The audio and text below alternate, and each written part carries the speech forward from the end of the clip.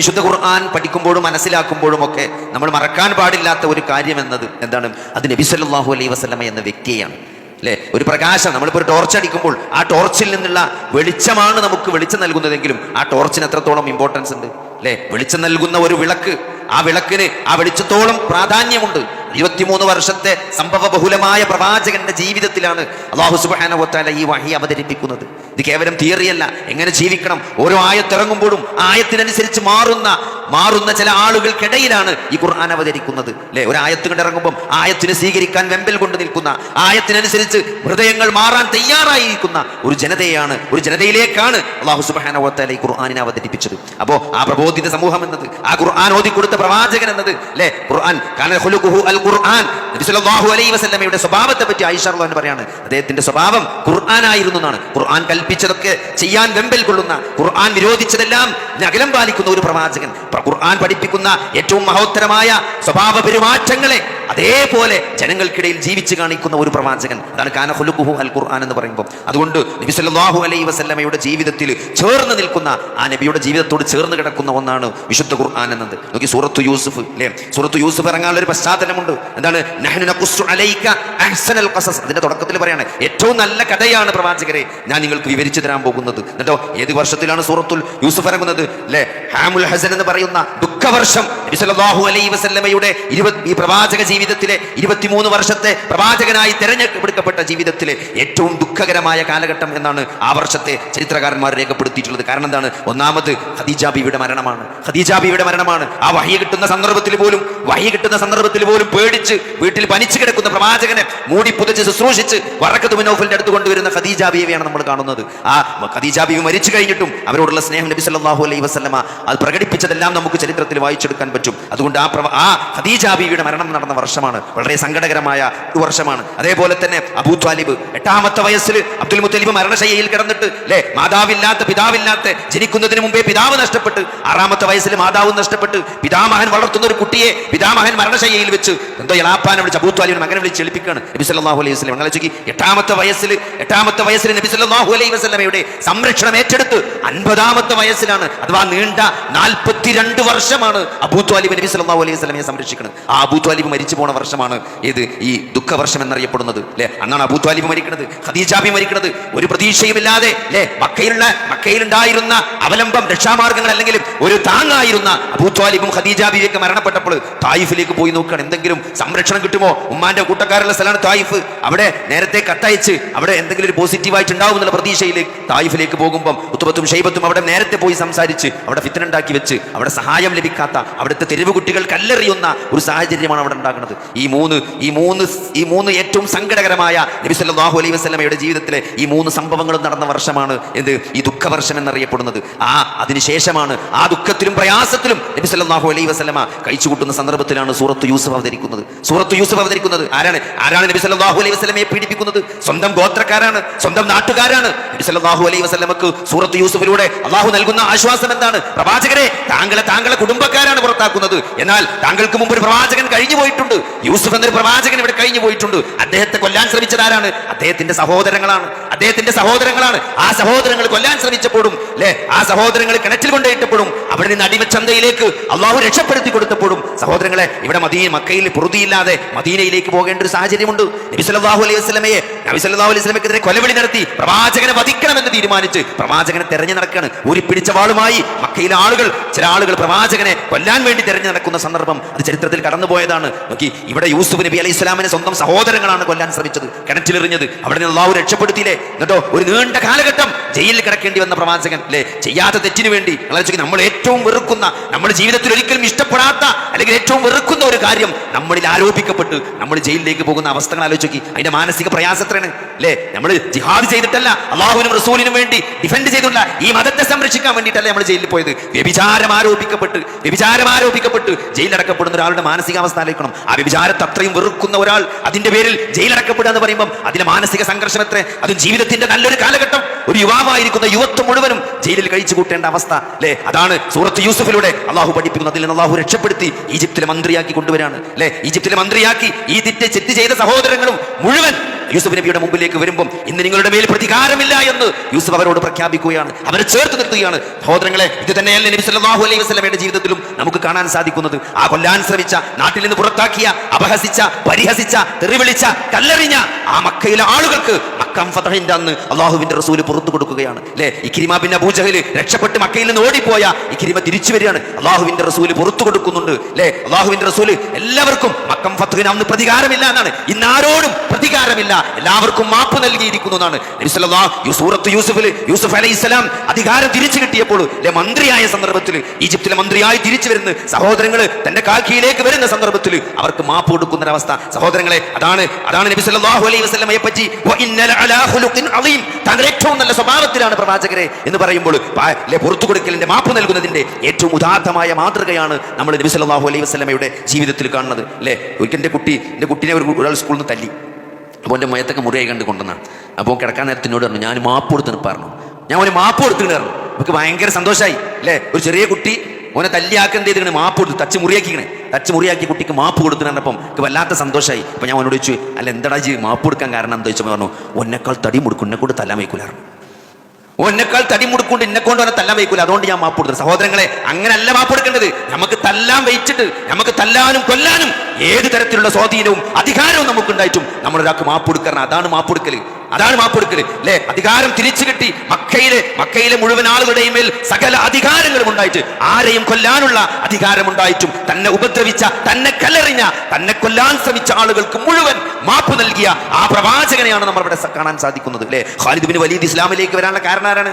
Waleed bin Waleed എന്ന അദ്ദേഹത്തിന്റെ സഹോദരനാണ്.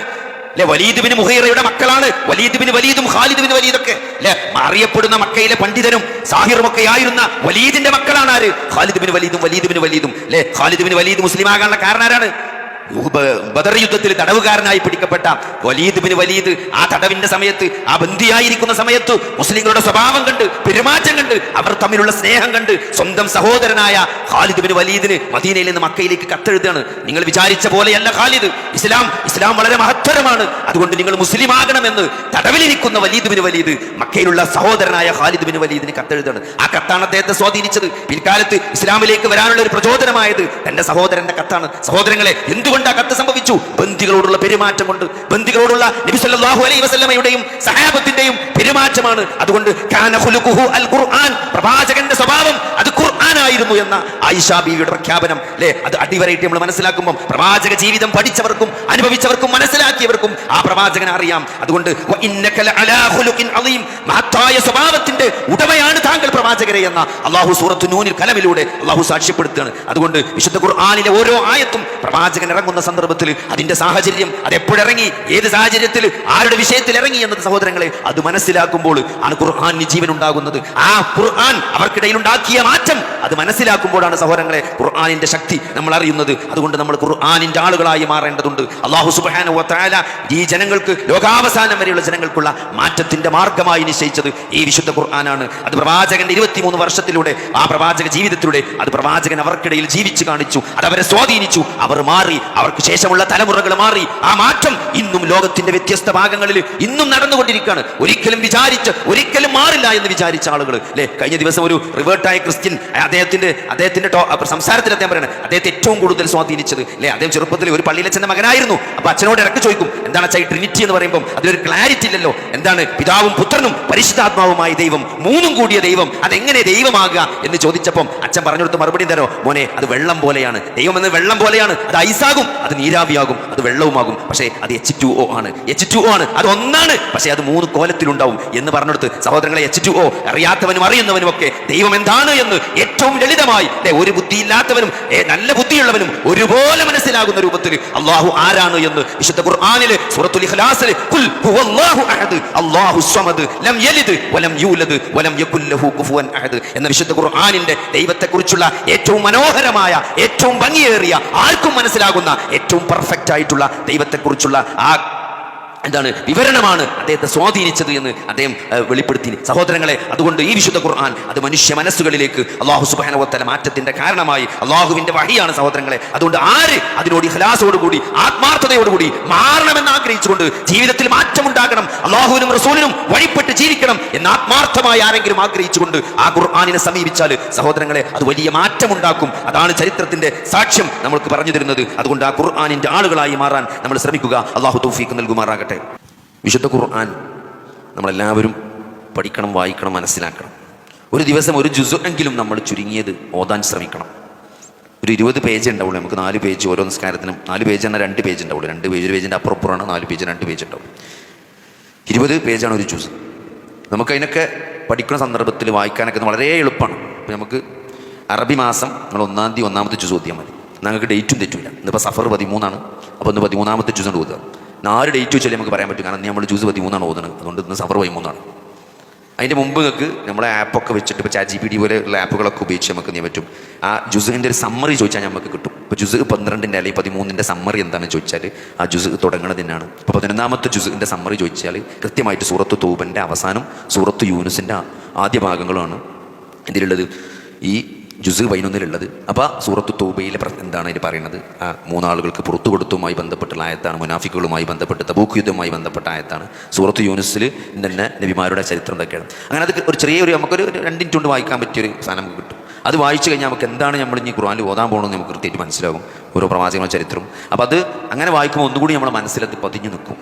അത് നമ്മൾ ഓതാനായിട്ടിരിക്കണം എന്നില്ല. നമ്മളെ തിരക്കിൻ്റെ ഇടയിൽ നമ്മൾ അവിടെയും പൊടിയും ഡ്രൈവിനോടത്തോ ട്രാഫിക്കിലോ ജംഗ്ഷനിലോ ക്യൂക്കിനോടത്തോ എവിടെ നമ്മൾ ലോക്കായി നിൽക്കുകയാണെങ്കിൽ നമുക്ക് നമ്മൾ മൊബൈൽ എടുത്തിട്ട് നമുക്ക് എന്ത് ചെയ്യാൻ പറ്റും, അത് ഓതി തീർക്കാൻ പറ്റും. അങ്ങനെ ആകുമ്പോൾ നമ്മൾ സ്ഥിരമായി ഇങ്ങനെ ഓതിക്കൊണ്ടിരുമ്പോൾ ഓരോ മാസത്തിൽ നമുക്കൊരു ഫുള്ള് ഖുർആൻ ഓതി തീർക്കാൻ പറ്റും. ഒരു കൊല്ലത്തിൽ നമുക്കൊരു 12 തവണ നമുക്ക് ഖുർആൻ ഓതാൻ പറ്റും. അത് മാത്രമല്ല നമുക്ക് നല്ലൊരു ഐഡിയ വരും, ഓരോ ജുസ് കൂടിയാണ്, ആ ജുസിൽ എന്താ പറയണമെന്നൊക്കെ അല്ലേ. അങ്ങനെ ഒരു ബന്ധം ഖുർആനുമായിട്ട് നമ്മൾ ഉണ്ടാക്കിയെടുക്കണം. കാരണം അത് ഈ ഖുർആൻ കൊണ്ടാണ് മുൻപ് ഇത്രയും വലിയൊരു മാറ്റം ഉണ്ടായത്. അപ്പോൾ നമ്മൾ വിശ്വാസികളാണ് എന്നൊക്കെ നമ്മൾ പറയുമ്പോൾ സഹോദരങ്ങളെ, നമുക്കിതൊന്നും അറിയില്ല എന്ന് പറയുമ്പോൾ നമ്മൾ എത്ര നഷ്ടക്കാരാണെന്നാണ്. നാളെ മരിച്ചു ചെല്ലുമ്പം നമ്മുടെ സ്വർഗത്തിൽ ആകെ ഒരു സങ്കടമേ ബാക്കിയുള്ളൂ. എന്താണ് സ്വർഗത്തിൽ ആൾക്കാർക്ക് ബാക്കിയുള്ള സങ്കടം എന്താ വെച്ചാൽ കുറച്ചും കൂടിയൊക്കെ അമൽ ചെയ്താൽ കുറച്ചും കൂടി A ക്ലാസ് സ്വർഗം കിട്ടിയിരുന്നു അല്ലേ. ബെൻസൊക്കെ പറഞ്ഞല്ലേ കുറച്ചും കൂടി S ക്ലാസ് ഒക്കെ കുറച്ചുകൂടി ഇങ്ങനെ ക്ലാസ് കൂടും വണ്ടിൻ്റെ. അതേമാതിരി സ്വർഗത്തിലെത്തിയാൽ ആകെയുള്ള ഒരു സങ്കടം എന്താ വെച്ചാൽ നമ്മളെക്കാൾ വലിയ ക്ലാസ്സിലുള്ള ആൾക്കാർ അവിടെ ഉണ്ടാവും. അപ്പോൾ ഖുർആൻ ഏറ്റവും കൂടുതൽ അറിയുന്ന ആളുകൾ, അത് വെറും ഓതൽ ഹിഫ്ള് മാത്രമല്ല, ആ ഖുർആനിൻ്റെ അറിവ് അതുള്ള ആ ഓരോ ആയത്ത് ഓതിയിട്ട് ആ അറിവിനനുസരിച്ചാണ് അവരുടെ ദർജ കൂടുക എന്നാണ്. അപ്പോൾ ആ ഒരു സങ്കടം നമുക്ക് നാളെ ബാക്കി വരാൻ പാടില്ല. അതുകൊണ്ട് പരമാവധി നമ്മൾ എന്തെല്ലാം പുസ്തകങ്ങളും കഥകളും നോവലുകളും ചിത്രങ്ങളും ചരിത്രങ്ങളും ഒക്കെ നമ്മൾ വായിച്ചിട്ടുണ്ട് സഹോദരങ്ങളെ. പക്ഷേ ശൈഖുൽ ഇസ്ലാം ഇബ്നു തൈമിയ്യ മരിക്കുന്ന അവസാന കാലഘട്ടത്തിൽ അദ്ദേഹം ബാക്കി വെച്ചൊരു സങ്കടം എന്ന് പറഞ്ഞാൽ ഖുർആനിന് വേണ്ട പോലെ ഒരു ഇമ്പോർട്ടൻസ് നൽകിയില്ലല്ലോ എന്നൊരു സങ്കടമാണ് അദ്ദേഹം ബാക്കി വെച്ച് പോയത്. കാരണം അത്രയും ഇമ്പോർട്ടൻ്റ് ആണ് ഖുർആൻ എന്ന് നമ്മൾ തിരിച്ചറിയണം. അതുകൊണ്ട് സഹോദരങ്ങളെ, ബാക്കി എന്തിനൊക്കെ നമ്മൾ സമയം ചെലവഴിക്കുന്നതിനേക്കാൾ കൂടുതൽ സമയം നമ്മൾ ഖുർആനിന് വേണ്ടി നീക്കി വെക്കണം. അതിൻ്റെ പഠനത്തിന്, അത് ഇഫ്ളാക്കുന്നതിൽ, അത് പ്രായോഗികമാക്കുന്നതിൽ. കാന ഖുലുഖുഹു അൽ ഖുർആൻ, നബി സല്ലല്ലാഹു അലൈഹി വസല്ലമയുടെ ജീവിതം അത് ഖുർആനായിരുന്നു എന്ന് ആയിഷ ബീവി പറയുമ്പം സഹോദരങ്ങളെ, നമ്മളും അങ്ങനെ ആയിട്ടില്ലെങ്കിലും നമ്മളും ഖുർആനിൻ്റെ ആളുകളാണ് അല്ലേ. ഇവരുടെ സ്വഭാവം അങ്ങനെയാണ്, ഖുർആൻ പറയുന്നത് പോലെയാണ് എന്ന് നമ്മൾ ശ്രമിക്കണം. അപ്പോൾ സഹോദരൻ, അപ്പോഴാണ് അള്ളാൻ്റെ ഭാഗത്തുനിന്നൊരു സഹായം ഉണ്ടാകുക. അതുകൊണ്ട് എല്ലാവരും ഖുർആൻ പഠിക്കാനും പ്രയോഗവൽക്കരിക്കാനും ആ ഖുർആനിൽ പറയുന്ന കാര്യങ്ങൾ ജീവിതത്തിൽ, ഖുർആൻ കൽപ്പിച്ച കാര്യങ്ങൾ ചെയ്യാനുള്ളൊരു താല്പര്യവും ഖുർആൻ വിരോധിച്ച കാര്യങ്ങളിൽ നിന്ന് മാറി നിൽക്കാനും അതിനോടുള്ളൊരു വെറുപ്പും, അള്ളാഹു വിരോധിച്ച കാര്യങ്ങളോട് ഉള്ള വെറുപ്പും. അതേപോലെ തന്നെ സഹോദരങ്ങളെ, ഖുർആൻ എന്തൊക്കെ നല്ല ഗുണങ്ങളായി പറഞ്ഞിട്ടുണ്ടോ അല്ലെ, നിങ്ങൾ വിട്ട് പുറത്തു കൊടുക്കണം. അവർ മാപ്പ് കൊടുക്കുന്നവരാണ്, അവർ ക്ഷമിക്കുന്നവരാണ്. പ്രതിസന്ധികളിലും പ്രയാസങ്ങളിലും ക്ഷമിച്ച് തവക്കുല് ചെയ്ത് പല സ്ഥലത്തും അള്ളാഹുവിന്റെ റസൂല് മക്കാ കാലഘട്ടത്തിലെ പ്രതിസന്ധികളിലൂടെ കടന്നു പോകുന്ന സന്ദർഭങ്ങളിലൊക്കെ നബി സല്ലല്ലാഹു അലൈഹി വസല്ലമയെ അള്ളാഹു ആശ്വസിപ്പിച്ച വാക്കുകൾ എടുത്തു നോക്കിയാൽ ക്ഷമിക്കൂ പ്രവാചകരെ, തഖ്വ കൈകൊള്ളു പ്രവാചകരെ. എന്താണ് ക്ഷമിക്കണം? നമ്മൾ അള്ളാഹുവിനെ പറ്റിയുള്ള ആ ബോധം, ആ തഖ്വയോടുകൂടി ഏത് പ്രതിസന്ധിയിലും തഖ്വ കൈവിടാതെ ജീവിക്കണമെന്നാണ് അള്ളാഹു സുബ്ഹാനഹു വ തആല പ്രവാചകനെ പ്രതിസന്ധികളിലെ ഈ മക്കാ കാലഘട്ടത്തിലൊക്കെ നബി ആശ്വസിപ്പിച്ച അങ്ങനെയാണ്. പിന്നെ മുൻകഴിഞ്ഞു പോയ പ്രവാചകന്മാരുടെ ചരിത്രങ്ങൾ പറഞ്ഞിട്ടും നബി സല്ലല്ലാഹു അലൈഹി വസല്ലമയെ ഇതൊക്കെ നമ്മളെ ജീവിതത്തിലേക്കും ഇങ്ങനെ കടന്നു വരുന്നതാണ്. ഇതൊക്കെ നമ്മളെ പ്രായോഗികമായ നിരന്തരം ദൈനംദിന ജീവിതത്തിൽ സംഭവിച്ചുകൊണ്ടിരിക്കുന്ന കാര്യങ്ങളാണ്. ഇതിലൊക്കെ നമുക്ക് നല്ലൊരു ഉൾക്കാഴ്ചയും നമ്മളുടെ സ്വബറും അതേപോലെ തന്നെ ഇസ്തിഖാമത്തും മരണം വരെ, നാളെ അള്ളാഹുവിനെ കണ്ടുമുട്ടുന്നത് വരെ അല്ലെ, മരിക്കുന്നത് വരെ സഹോദരങ്ങളെ ഇതിൽ അടിയുറച്ച് ക്ഷമിച്ചുകൊണ്ട് നിൽക്കാനുള്ള ഒരു കഴിവ് അല്ലെങ്കിൽ ഒരു പോസിറ്റീവ് എനർജി നൽകാൻ പര്യാപ്തമായ ഒരു ഗ്രന്ഥമാണ് വിശുദ്ധ ഖുർആൻ. അത് അള്ളാഹുവിൻ്റെ കലാമാണ്. അള്ളാഹു ആകാശലോകത്തിൽ നിന്ന് ഭൂമിയിലേക്ക് ഇട്ട അള്ളാഹുവിൻ്റെ കയറാണ് എന്നുള്ളതാണ്. ഹബിലുല്ലാഹിൽ മംദൂദ് എന്നാണ്. അതുകൊണ്ട് സഹോദരങ്ങൾ, അതിൻ്റെ ഒരറ്റ നമ്മൾ മുറുകെ പിടിച്ചാൽ അവൻ വഴിതെറ്റിപ്പോലെന്ന, കാരണം അതിൻ്റെ മറ്റേ അറ്റത്ത് അള്ളാഹു സുബ്ഹാനഹു വ തആലയാണ് എന്ന ബോധത്തോടു കൂടി ഖുർആനിനെ സമീപിക്കാൻ നമുക്ക് സാധിക്കണം. അള്ളാഹു സുബ്ഹാനഹു വ തആല ഖുർആൻ പഠിക്കുകയും പ്രയോഗവൽക്കരിക്കുകയും അത് ആ ഖുർആനിൻ്റെ സ്വഭാവം സ്വന്തം സ്വഭാവമായി മാറ്റാൻ ശ്രമിക്കുന്ന ആളുകൾ അള്ളാഹു നമ്മളെ ഉൾപ്പെടുത്തുമാറാകട്ടെ.